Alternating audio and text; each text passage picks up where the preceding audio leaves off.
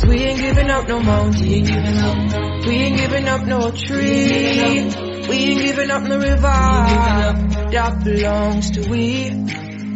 Not one blue sake, not one rice bread, not one garage, not a bit of grass. We love the open country of the Rupununi and the Essequibo, daytime or night. Though we may criticize it, this is our home, we love it, and we need to keep it. We have that right. So we ain't giving up no mountains, we ain't giving up, we ain't giving up no dreams.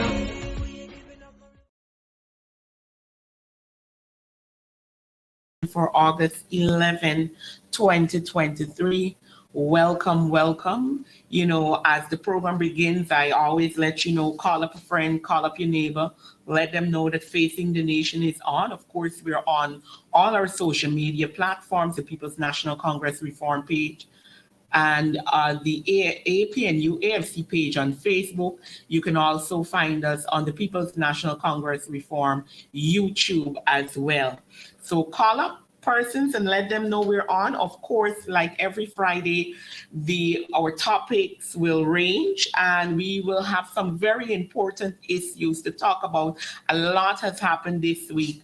And like I promised, this week I have a special guest who, of course, is no stranger to this program. And, you know, there's so much to talk about in such a short space of time. So I do not want to delay bringing on my guest today. My guest today is none other than Member of Parliament, Ms. Coretta MacDonald. Welcome. Well, good afternoon to you, and thanks for having me on this program. I nearly said to you, welcome. I thought it was advancing the cause.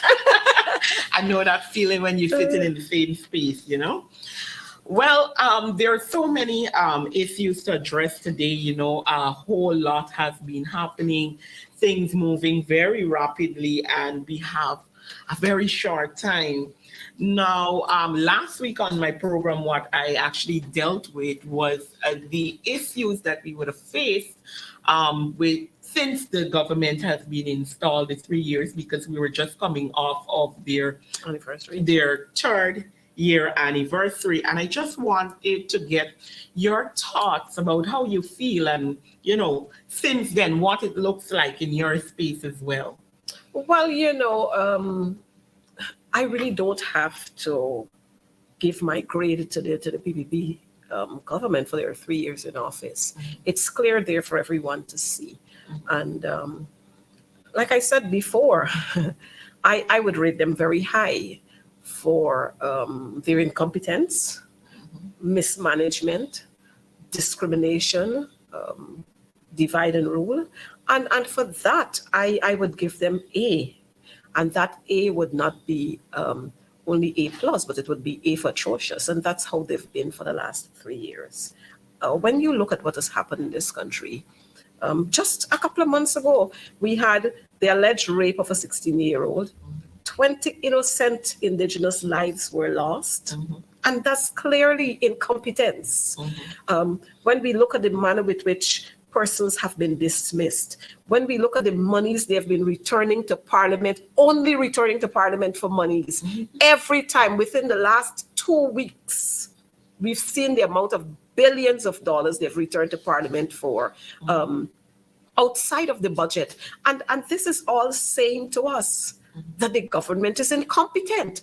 What are you doing with all of those monies that were approved in the National Assembly? The people, the regular citizens are not benefiting from it. So it's a clear case of incompetence and a government who mismanages the resources that we have in this country.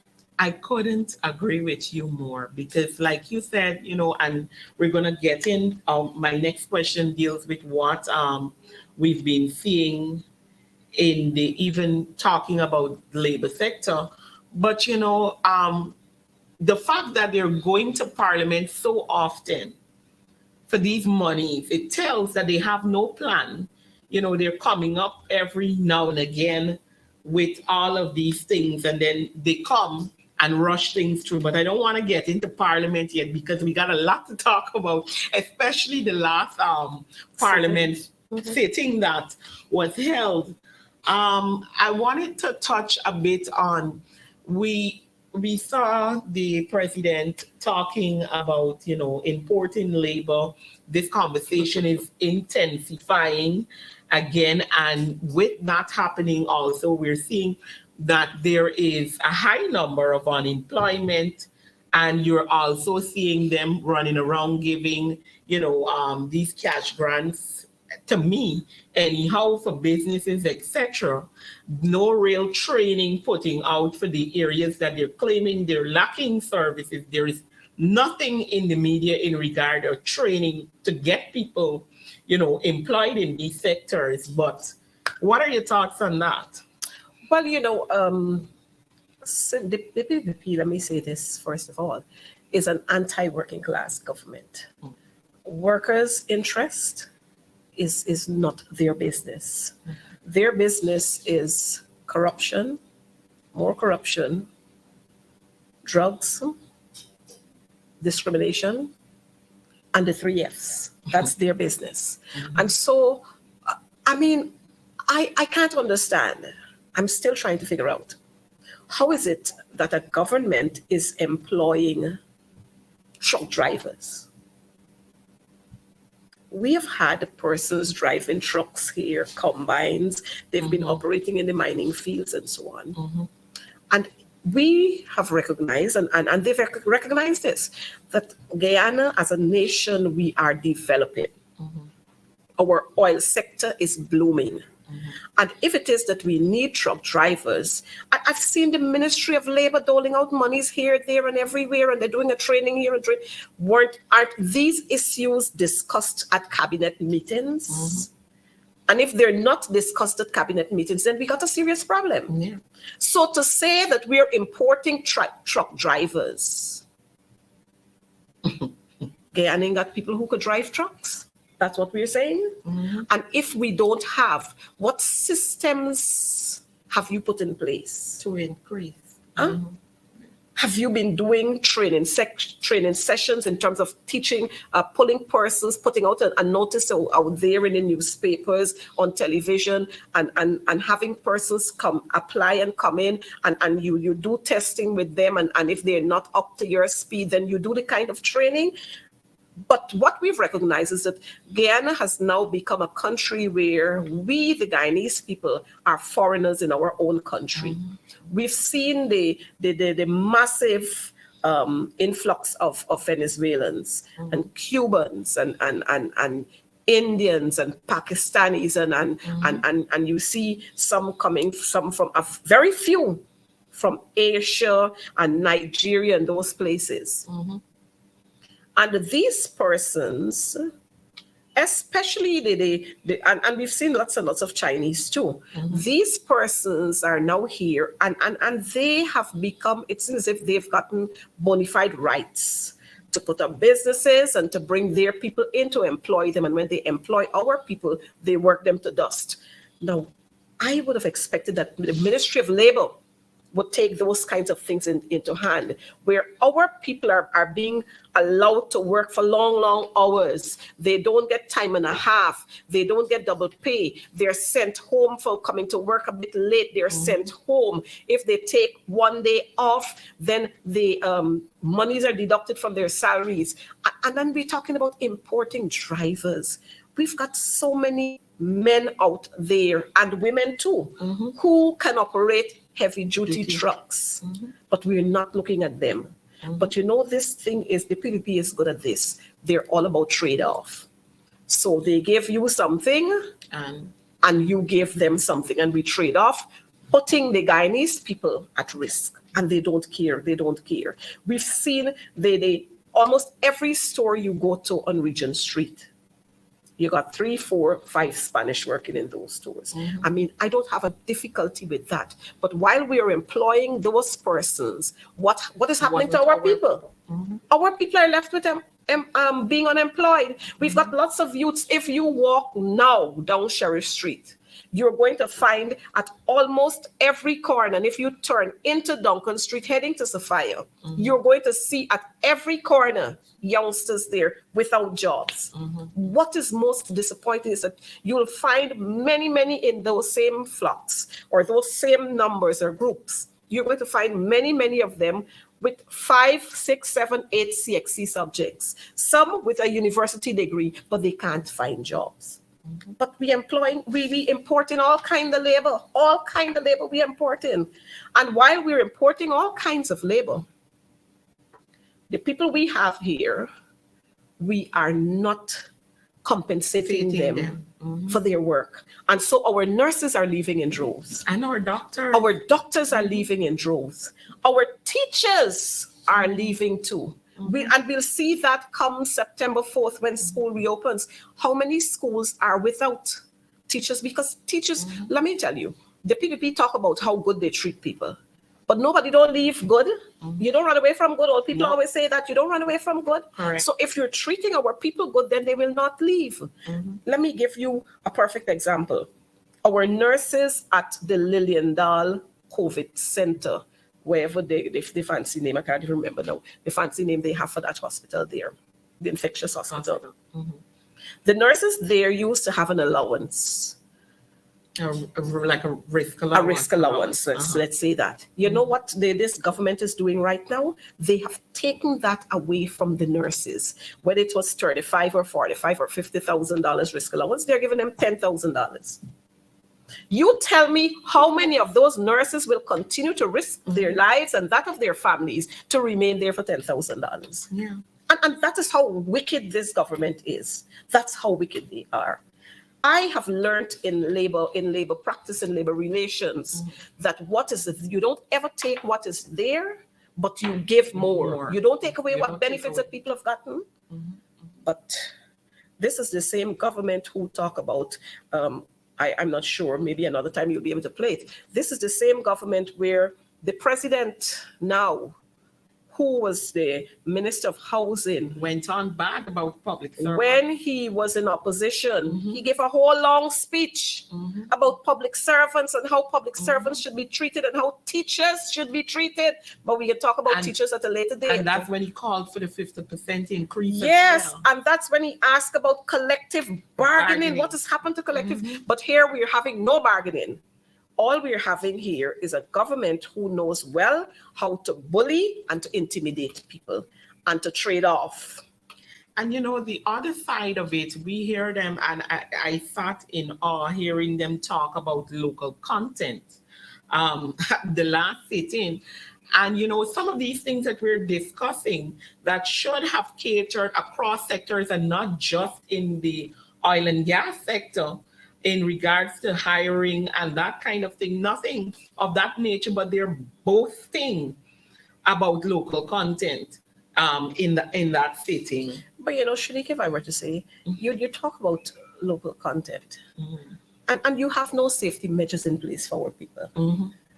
I think it was 2 weeks ago, a man fell down from Buddy's place there on Cherry Street. On Cherry Street. Then we had one on Regent Street. Yeah. And then we had one over the river. And then we had in Region 3 at Frida Nook somewhere there. We had the incident in Region 10. We had the incident in Region 10. We had another incident in Region 3. And so you're wondering, and just yesterday I heard Bobby Vera talking about it on his radio station, and he said he was passing, I can't remember exactly where he was passing, but he saw the men there working on tall buildings, and they had no safety measures in place.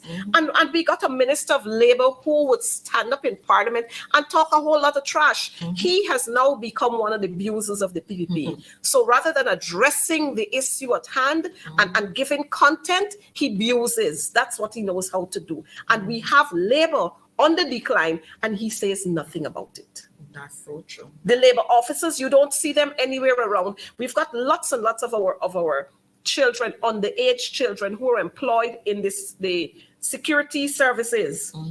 You don't see the labor officers out there. You've got all these persons who I've talked about doing construction work, and you don't see labor officers out there checking to see how the workers, the safety of the workers, whether the place is cordoned off properly, whether there are signs and so on. You don't see any of those. And so one wonders whether the PPP is just sitting there and enjoying taxpayers' monies for them, their friends, and their families, and they just don't care about the citizens, or it's just that they are bent on being bullies and they say, we will do as we please. As we please.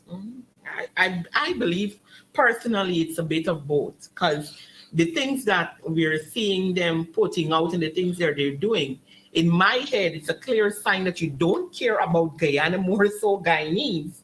And also,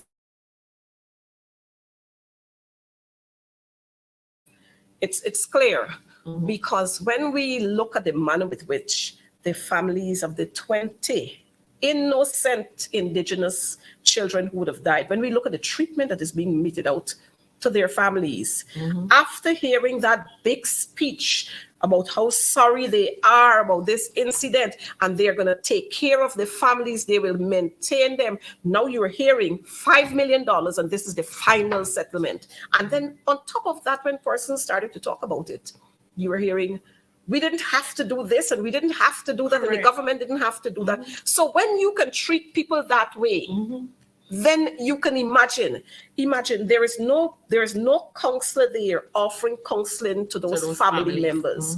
No counselor offering counseling to those students who were in that dorms and they were pulled out. You have no counselors offering counselors to the residents of Mahdia. As a matter of fact, and the government is so brutal that they demolished the dorm. And the debris from the dorm, they were using it to build the road, to fill holes in Campbelltown. If the residents there did not protest, they would not have stopped that. More than that, residents found burnt chains. So this is saying to you that the possibility exists that ash from those children were in the midst there. And that is how brutal the PPP is. That's how brutal they is. When you look at what has happened with local government elections, I have to talk about this all the time. They went into Alwise Town, quick time they put up that boulevard. Of course, I am not against development. I am all for development, but I cannot be for development when it is washy-washy development. So we put up a boulevard there. The Sunday night before local government elections on Monday morning, it was declared open, big walkabout and so on. 2 days after we noticed the tables there, they're broken and the seats are broken. Cheap labor. When you look at the streets that are running parallel to the boulevard, all of those streets are broken up. When you have to leave that stretch of road there, when you turn off there from Punch Ranch, when you're coming down Hunter Street there, you turn into Punch Ranch there, and you're going down any one of those. There's a big slump there. And if you're not careful, your vehicle graze and your mesh pan pull out and all kind of thing. And all of those streets got big potholes. Now, any sensible government, any sensible minister of public infrastructure, public works, would know that if you're going to do the boulevard, then all of those side streets would have been used to bring materials in. And while you're using those streets, which were not built for those heavy duty machines and carrying sand and so on, they're going to be damaged. So while you're doing this, ensure that when this part would have been completed, you'll fix this. But you know what? Local government elections is gone. They took a licking in Georgetown. And so those streets are going to be left right there until sometime later next year, you're going to see them coming there to fix those streets. I mean, this is crazy. This is crazy. You know, with that being said, I want us to begin to speak about the last Parliament sitting.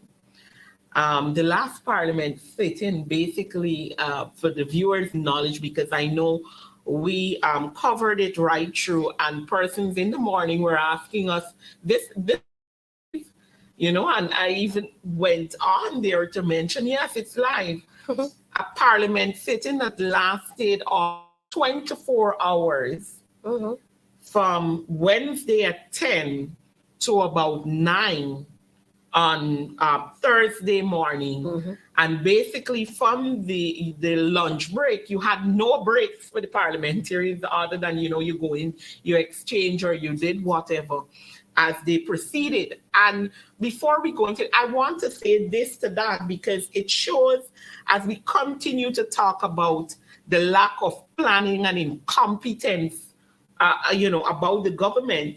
When you had all these months, 7 months leading to now, we're in the 8th month, and you decided that you weren't going to keep regular parliament sittings, you skip how many months, you come when you want the money, etc.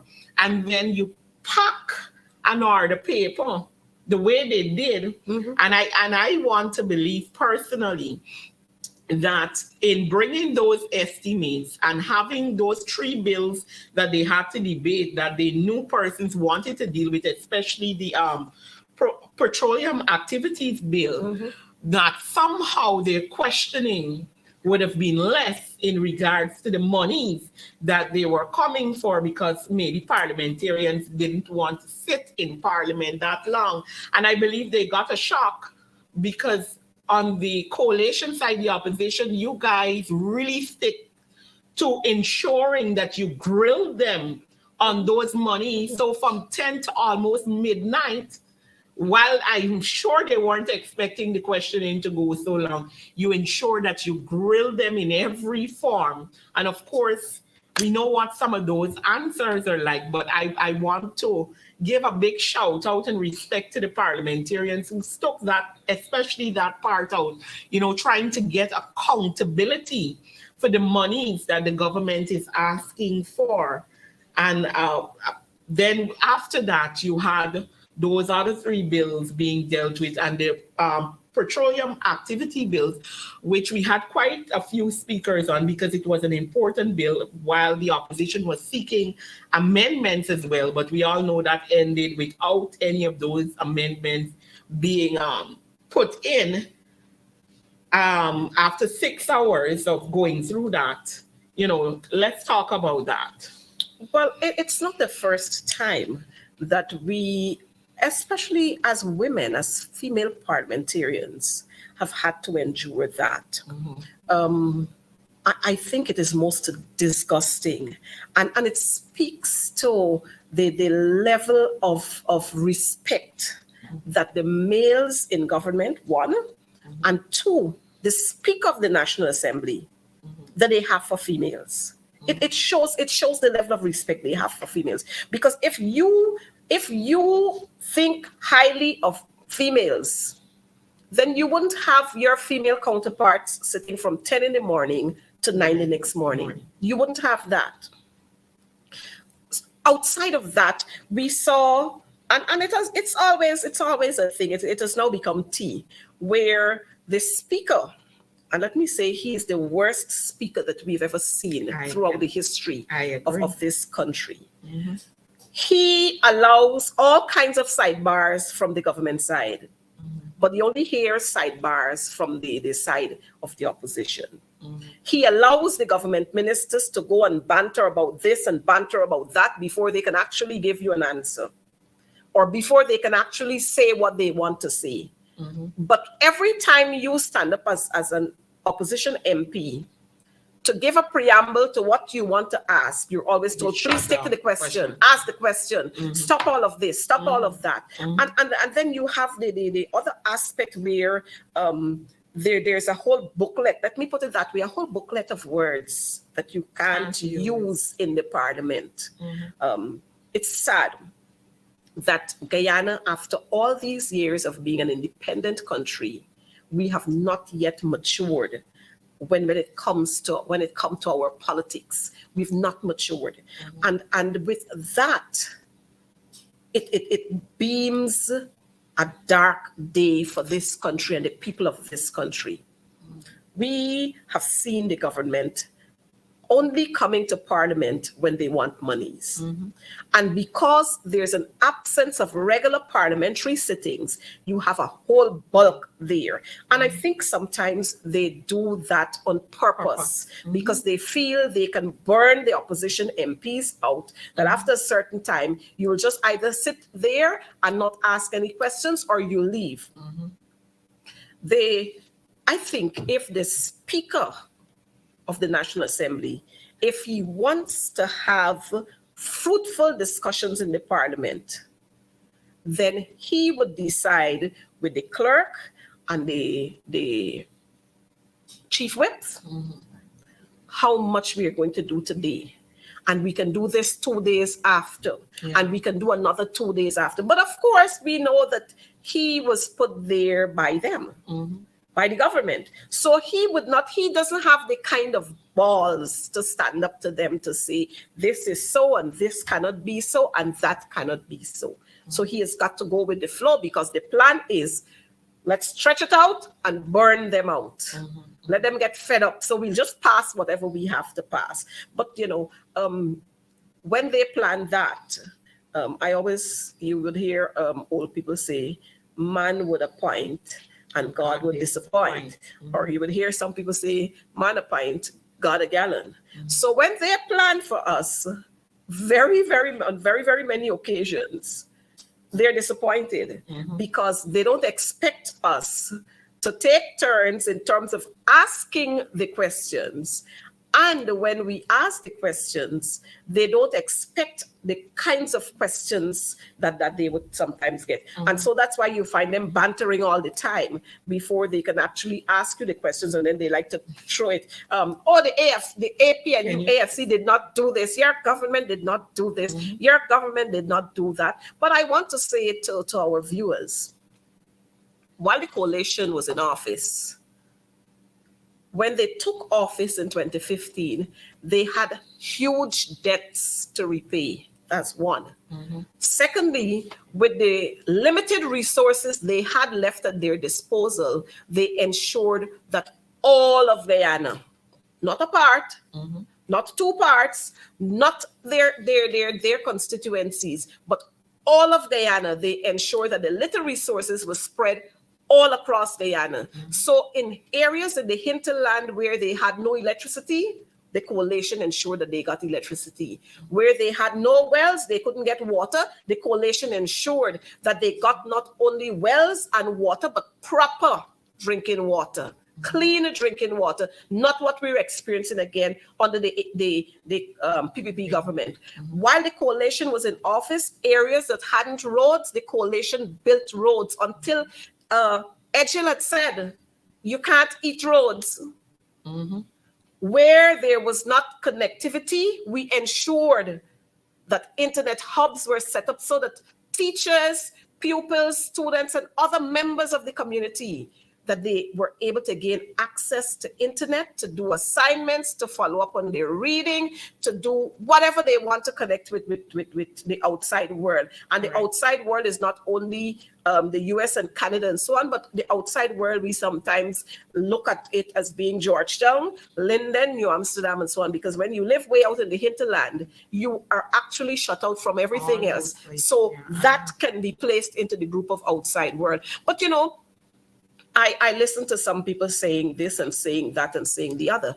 But the fact is that the coalition government did much more without oil money in the short space of time. In that short space of time, until, of course, the Judas sided with them and with the no confidence motion. But we did much more in government. And I don't want to take you very, very far, but I must bring this to the attention of our viewers. During the coalition's term in office, education was on a different level.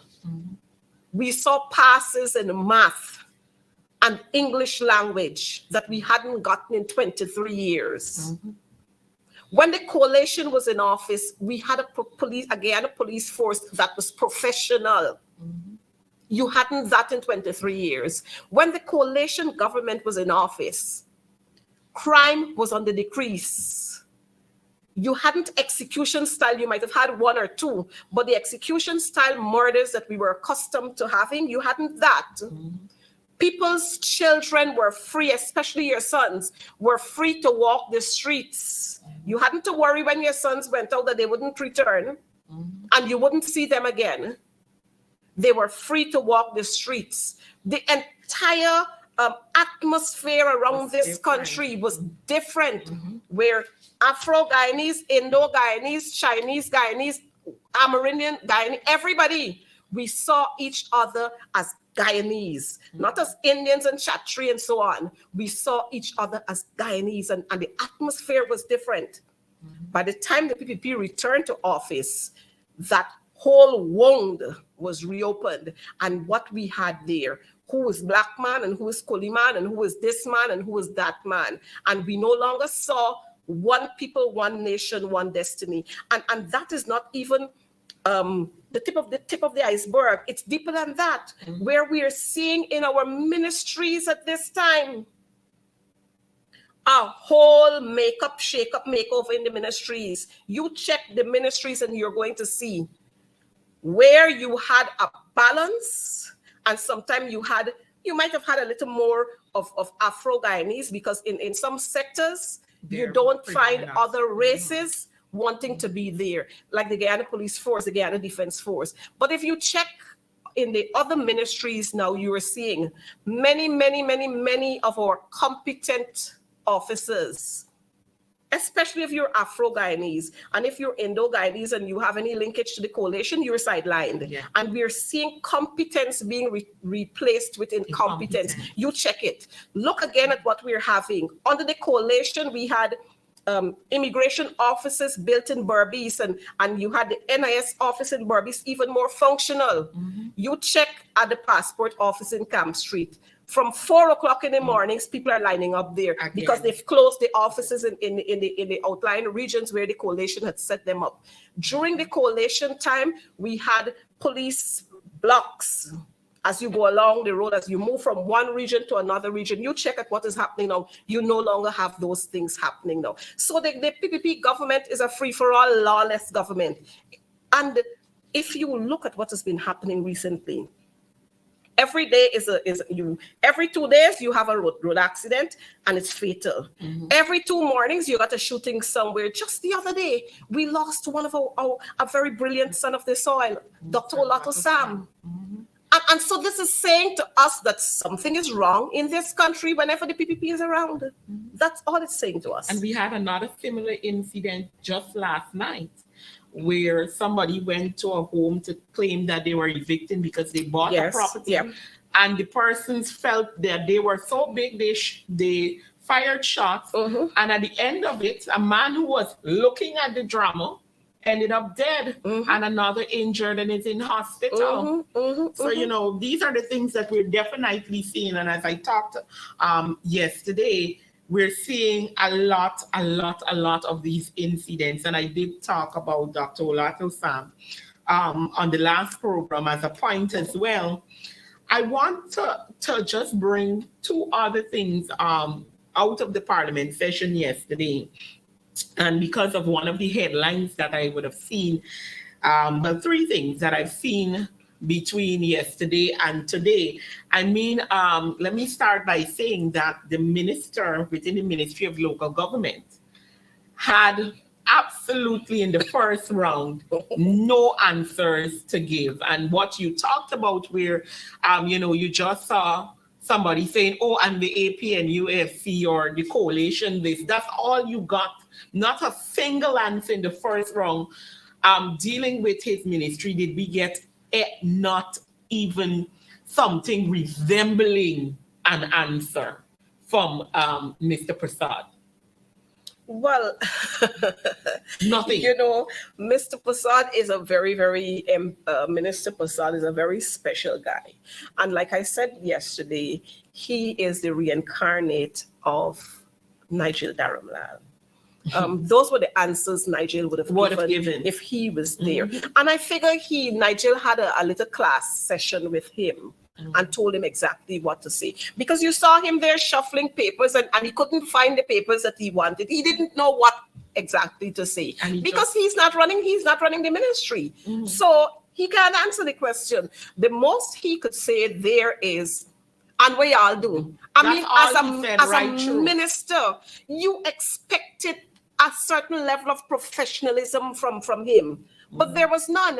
And those are the kind of brutes and crookish people that they have there who can give you those kinds of answers. Now you are here on national television. This parliamentary session is being viewed worldwide.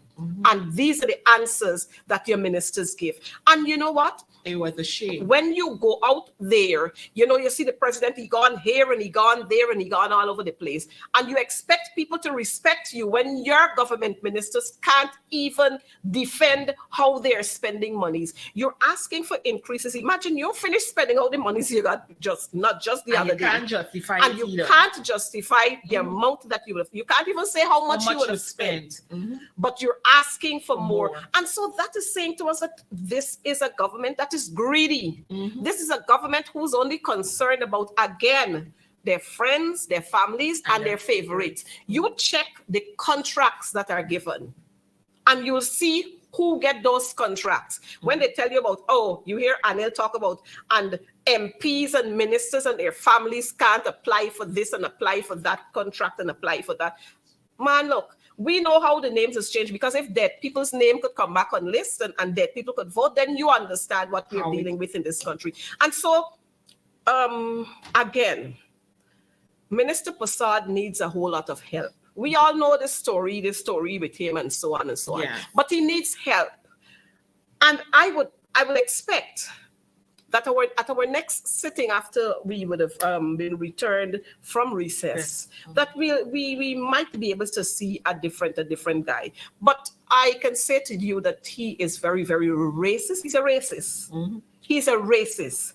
And if you hear some of the things that he would say in that parliament, that the speaker doesn't hear, it tells you how they view women, how they view people who don't agree with their policies. All right. The other one that I want to touch on, because this morning I was running Facebook and I saw that the association that deals with sports has now announced that there will be no nationals because there is no facility to be used.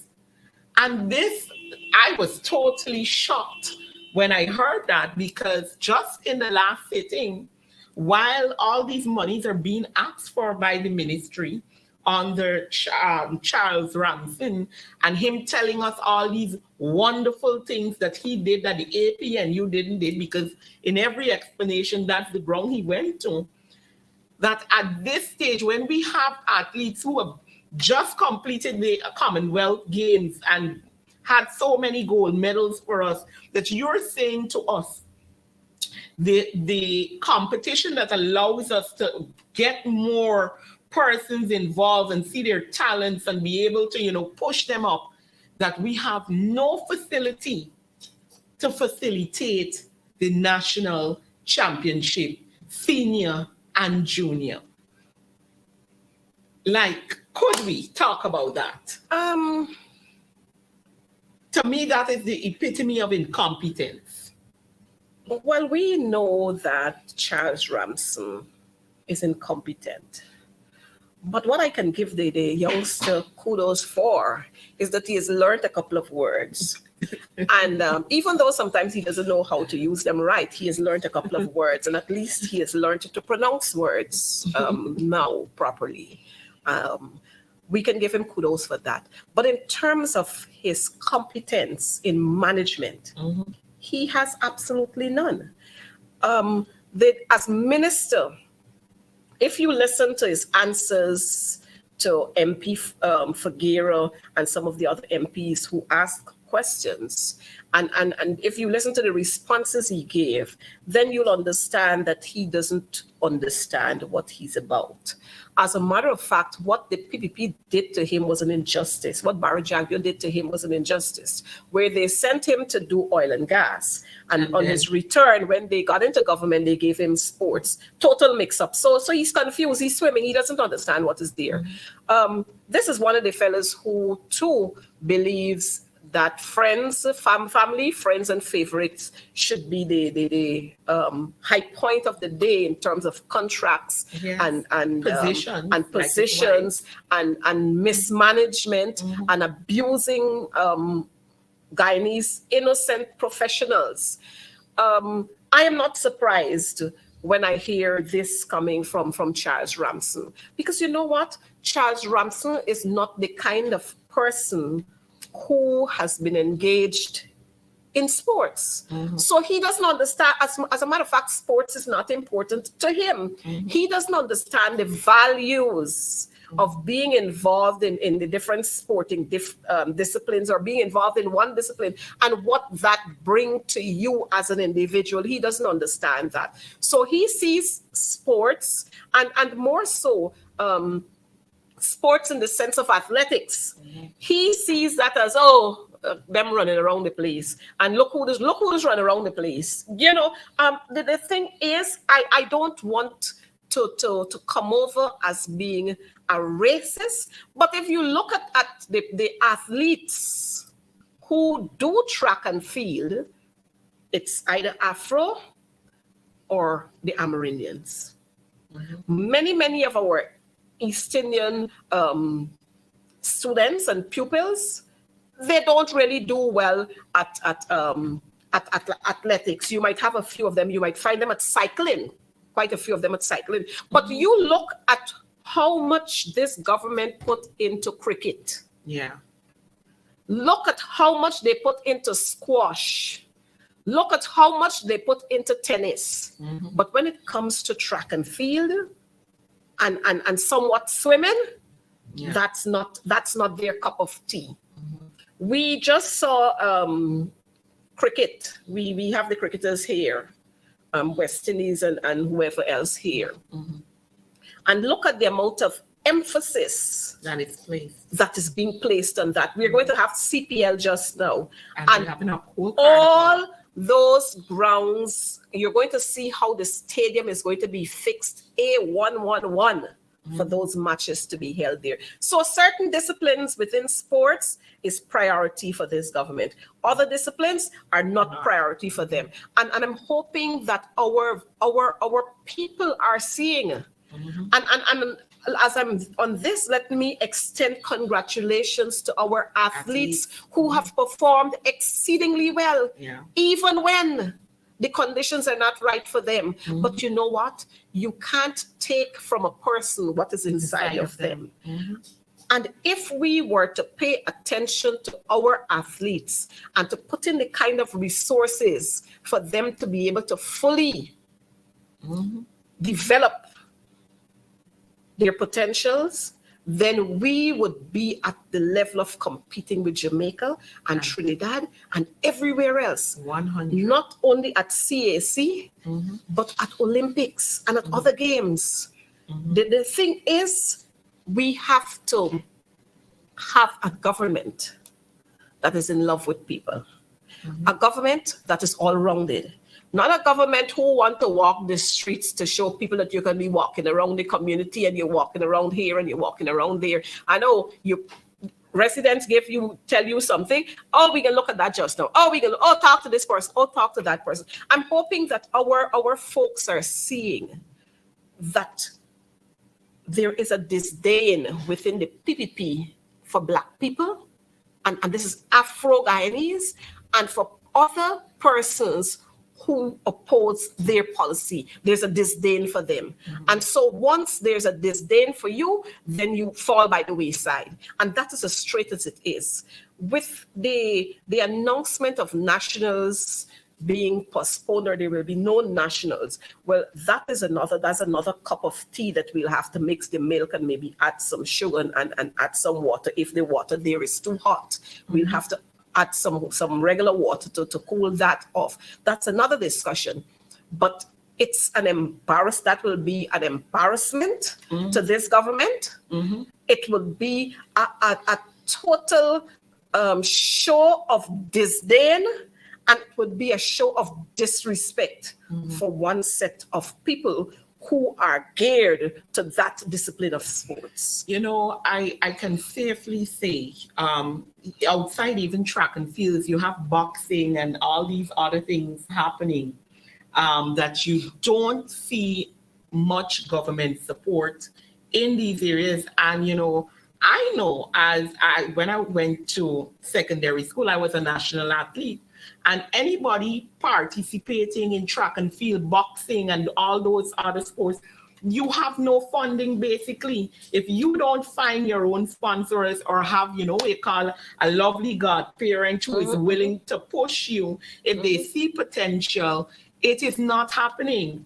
And, I can safely say when the coalition was in power, we saw changes beginning to happen in those areas, and it's like we're automatically back to square one. I'm getting reports as well that the national trials where they would do the timings, for qualifications of different events as well has been canceled. That should have been held soon.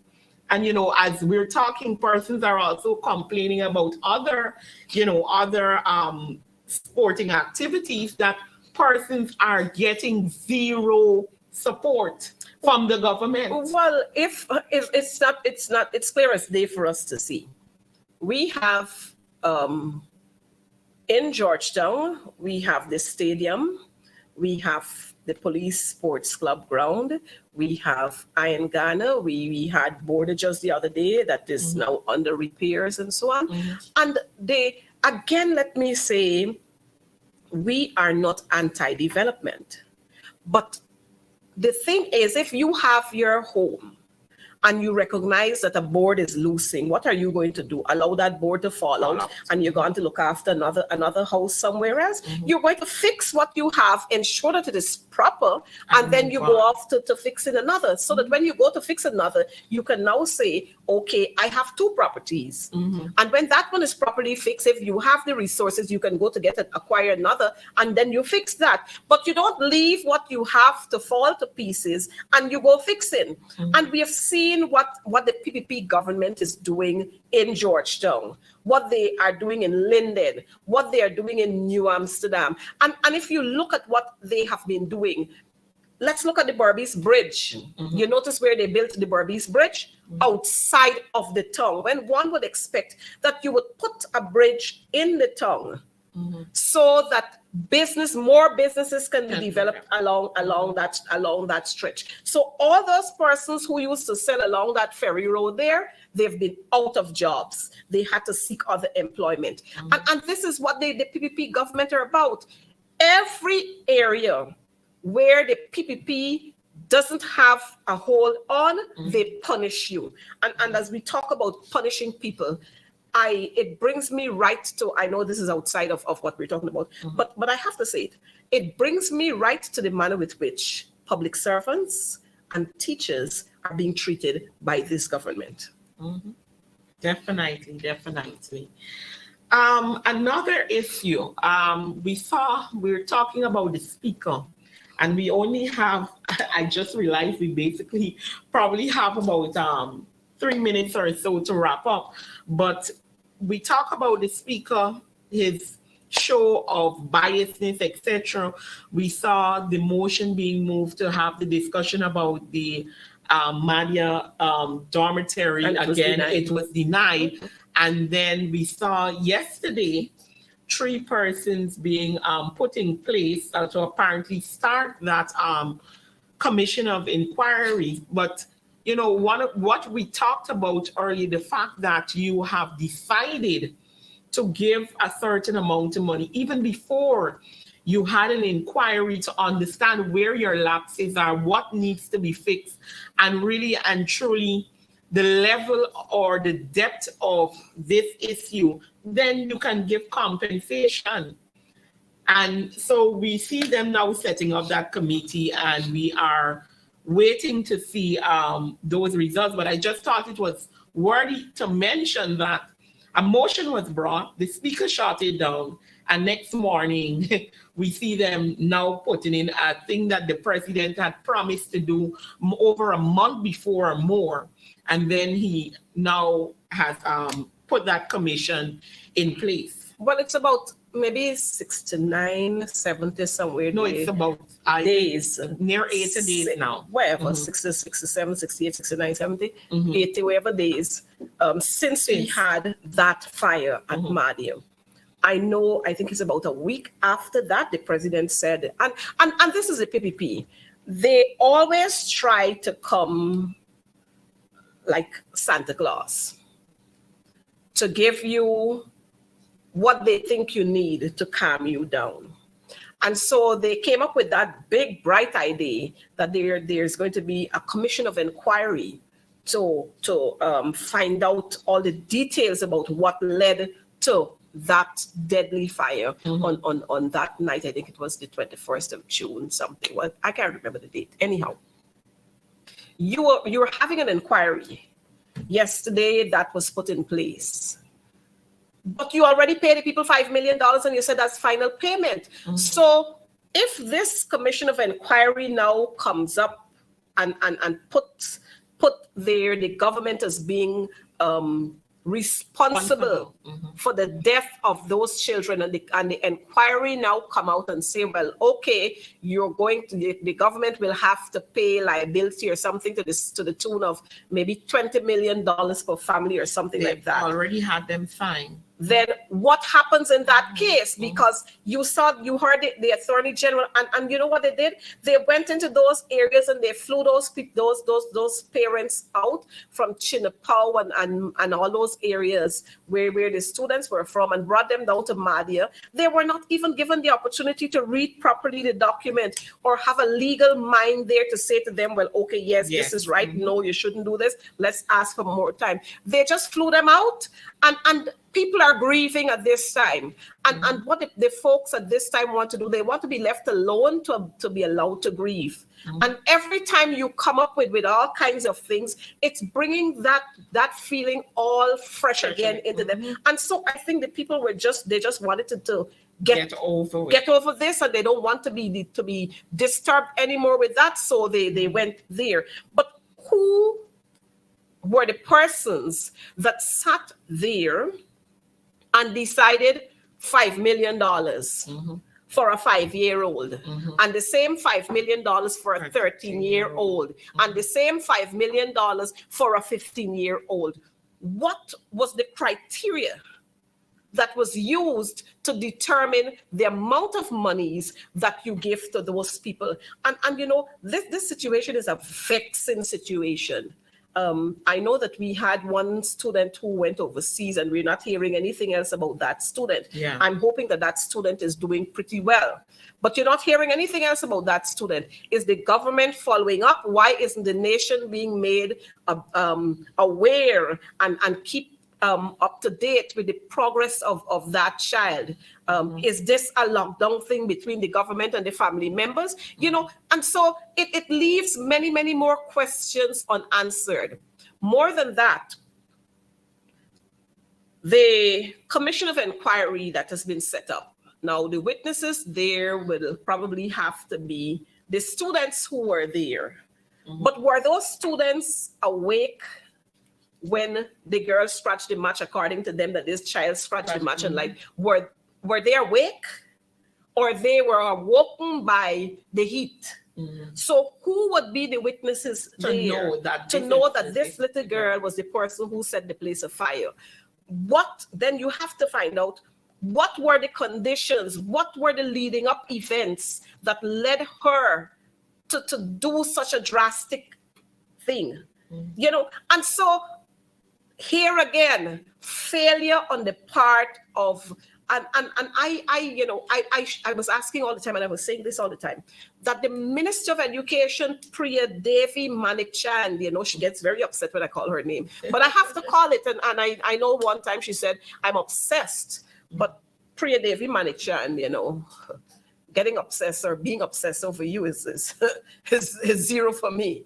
I don't do girls, but that's a different story. But the thing is, when you do wrong and when you're incompetent, I have to call you out. Yes. Just the same way you take pride in calling out the AP and you didn't do this and the AP and you didn't do that. When you do foolishness, we have to call you out. And I'm happy that I'm on your program. So foolishness is not a word that I'll have to retract or you delete it from the program. Not at all. When you do foolishness, people have got to call you out. We heard, we saw on the media, both print and on television, where the Guyana Fire Service did hint to them, the education department, in November and the latest February of this year, that place was dangerous. Those grills there are dangerous and they should be removed.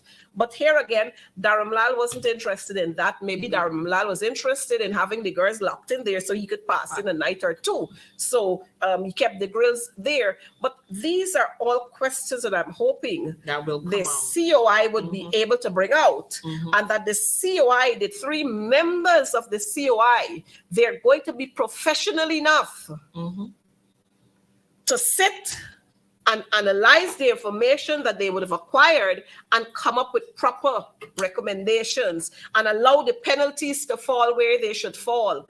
And on that note, I'm hoping that all other dormitory facility across this country, whether school or if we talk about the army base or we talk about the police barracks and so on, that we're not going to have these kinds of foolishness in those buildings where you have to house people that you lock them away in cages as if they're animals. I'm hoping that the Guyana Police Force, the Guyana Fire Service, they're going to be on the ball, and that we're going to have officials from the Ministry of Labor helping to check those buildings too, to ensure that they are safe for persons to be in. All right. We are definitely already out of time, but I want to continue to encourage our viewers as we have these conversations, as we raise these concerns, and we talk about it. As citizens as well, we have responsibilities, and not just our politicians. But when you're called upon, and when we have protests, and when it is time for us to speak out as a people, that we are there to do that. It is all well and good to make your comments and come in and talk about it here. But we have our responsibilities as citizens to continue to hold the government accountable, and any government that is in place, any system, any ministry, anywhere that you have to deal with, it is our responsibility as the citizens to hold the government accountable. And as we close, I just want to give you the opportunity, if there is anything else you want to say just before I close the program. Well, Shaneika, I just want to say very quickly that this government, they're not open to criticism. They see criticism as something that is bad. They're not open to criticism. They're not even open to allowing the opposition member of parliaments to go out there and to have free visits, whether it's to the hospitals, the prisons, the schools, other health facilities or other places. They don't allow you that kind of privilege. There's always the bureaucracy where you have to write and inform them, and then they will send to tell you that you can't come this day, you're going to come that day, you can only go to this part. You're not allowed that kind of freedom. And I think it's because of that the information is always spilling out. You get the information Wild West because people understand the game they play. When they allow you to go visit one site, is because they go 3 days before and they prepare it well. So when you go there, you don't see anything wrong there. They send you to an area that has been recently renovated. So when you go, you don't see anything. The other thing that I want to say is that I'm hoping that as a people, we would not only allow the politicians or the opposition members of parliament to speak on issues, but that our nation, our people, you as a people, we as a people, that we are going to join forces and we'll come out and talk about these issues, talk about all the levels of corruption that we have seen. I want to say to the Minister of Public Works, come on, it's not rocket science.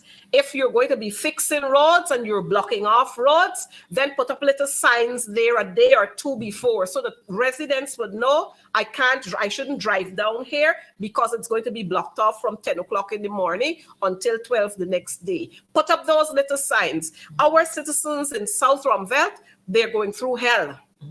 Just give them an ease. The people in Pleasant, the people who live on the East Coast, when you're doing roads on the railway embankment and you're blocking off certain parts, people who got to come to work, they get to work late. When they got to go home, they reach home late.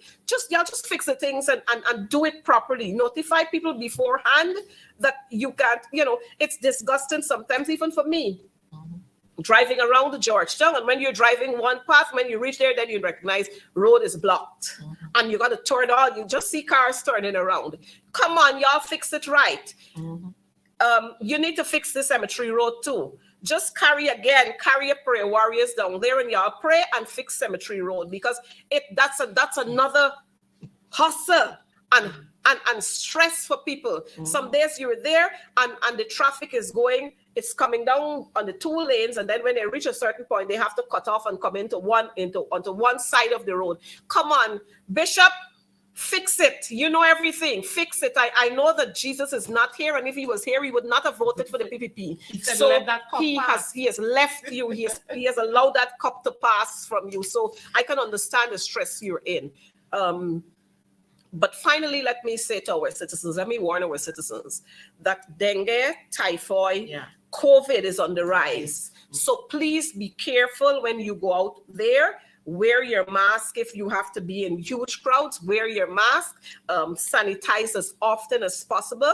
If you recognize that you are having fever and that kind of thing, go get tested, because we cannot afford to lose more of our people. We've lost many during the 2020, 2021, when we had that COVID spread there, and we cannot allow to lose more of our people. We want you to be here to enjoy the resources of this country. So be good citizens. Let's talk about those issues. If you're afraid to talk about them openly, then send the information to some of us so that we can relay them for you. We can come to visit your areas, because I want you to understand that this is not one Guyana. This is about one people, one nation with one destiny. Again, congratulations to our athletes who've made us so proud. All right, viewers, I want to thank you once again for joining Facing the Nation. It was a privilege talking with you, watching your comments as well as we speak. And I just want to say, join us next week, same time. I have a very special guest next week who will be here for the first time with us. So be sure to catch the program next week. Do have a wonderful afternoon. 'Cause we ain't giving up no mountain. We ain't giving up no tree. We ain't giving up no river that belongs to we. Not one blue sake, not one rice bread, not one garage. Not a bit of grass. We love the open country of the Rupununi and the Essequibo, daytime or night. Though we may criticize it, this is our home, we love it, and we need to keep it. We have that right. So we ain't giving up no more. We ain't giving up. We ain't giving up no. We ain't giving up. One.